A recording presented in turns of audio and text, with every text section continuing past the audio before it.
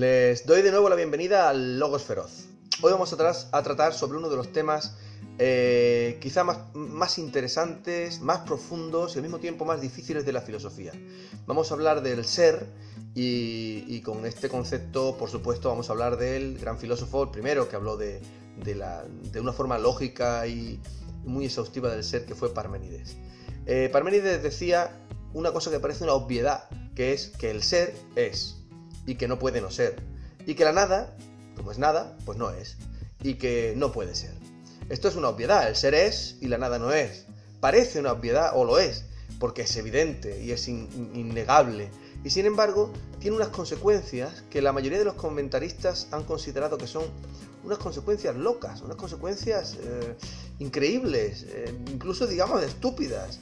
Parménides, siendo uno de los filósofos más racionales y más lógicos, que nunca abandonó el camino de la razón y de lo que su logos, nunca mejor dicho, aquí en el Logos Feroz, de lo que su logos le dijera, sin embargo parece que fue el autor que sacó unas consecuencias más ilógicas, más irracionales, más increíbles y más despreciables. Así que, ¿qué decía Parménides?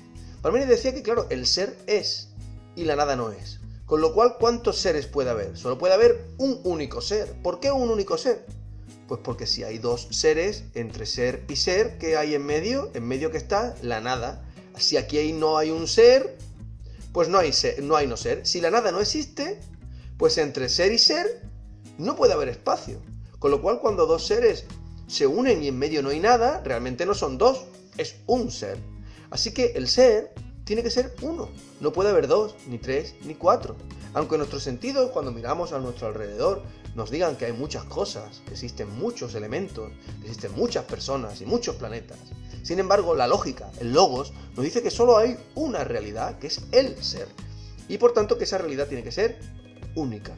Además, el ser no ha podido crearse. ¿Por qué? Porque si se hubiera creado, antes de ser creado, ¿qué habría habido? Nada. Y la nada no es. Por tanto, el ser tiene que ser eterno. Debe existir desde siempre, increado. Y además el ser tiene que ser inmóvil, porque moverse significa pasar de ser aquí y no ser allí, a ser allí y no ser aquí, o ser algo hoy que ayer no era. Y como la nada no es, el ser no puede cambiar. De forma que, diciendo algo tan evidente como que el ser es y la nada no es, Parménides llega a la absurda conclusión de que el mundo consiste en un único ser que es eterno, que es increado o inengendrado, que es imperecedero y sobre todo que es inmóvil y que no cambia, ni puede ser mejor ni peor, ni estar aquí o allá, ni ser hoy una cosa y mañana otra. Así que no hay cambio, no hay pluralidad de cosas en la realidad, por mucho que nuestros sentidos nos digan que las cosas son verdes pero no son rojas, o son grandes pero no son pequeñas, o están aquí pero no están allí. Eso es un absurdo de nuestra sensibilidad, diría Parménides. Con lo cual Parménides parece el filósofo más lógico y al mismo tiempo más ilógico de la historia de la filosofía. Sin embargo, nosotros tenemos humildemente una perspectiva diferente para entender a Parménides que le hace compatible con la información de nuestros sentidos.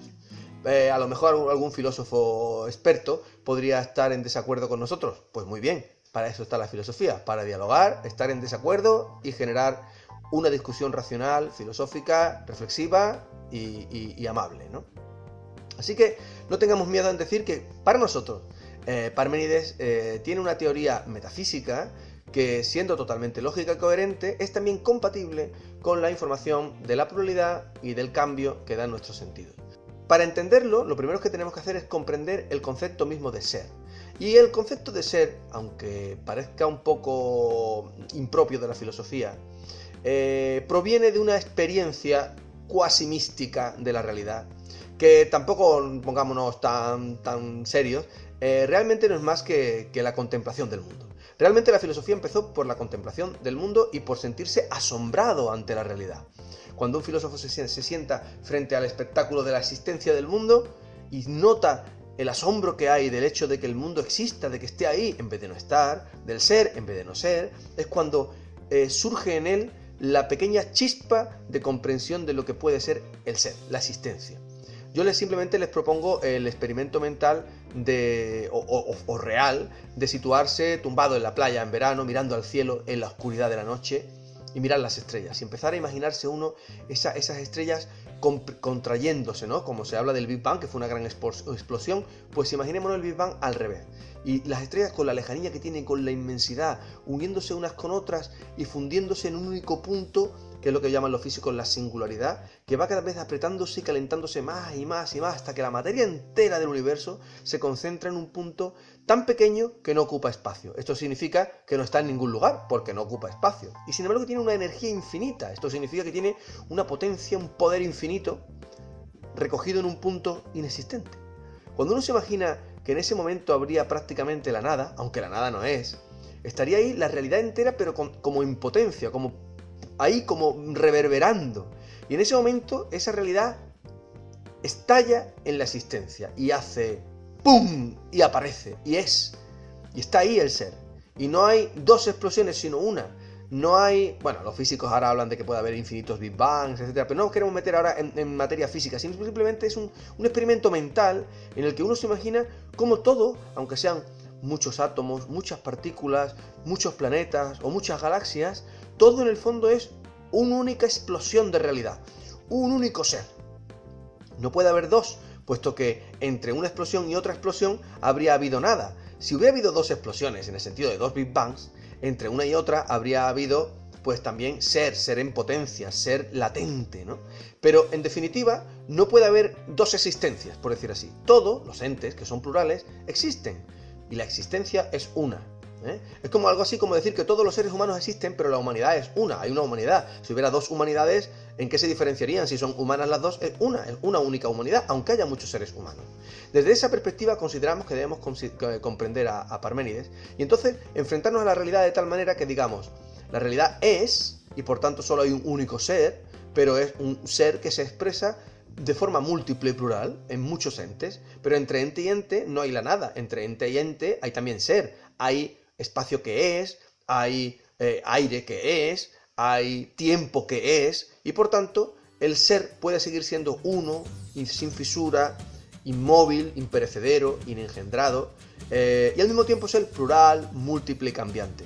Eso sí, nos deja Parménides con una gran incógnita que dejaremos en el aire porque no podemos resolverlo todo, por supuesto, que es que verdaderamente el ser es inengendrado, esto es, no ha podido ser engendrado por ningún otro ente previo al ser, puesto que todo ente es y pertenece al ser. Así que la existencia, no digamos este planeta o aquel, o la Tierra, o la vida humana, no nos metamos en eso. La existencia en sí es anterior y superior a cualquier dios que pudiese existir.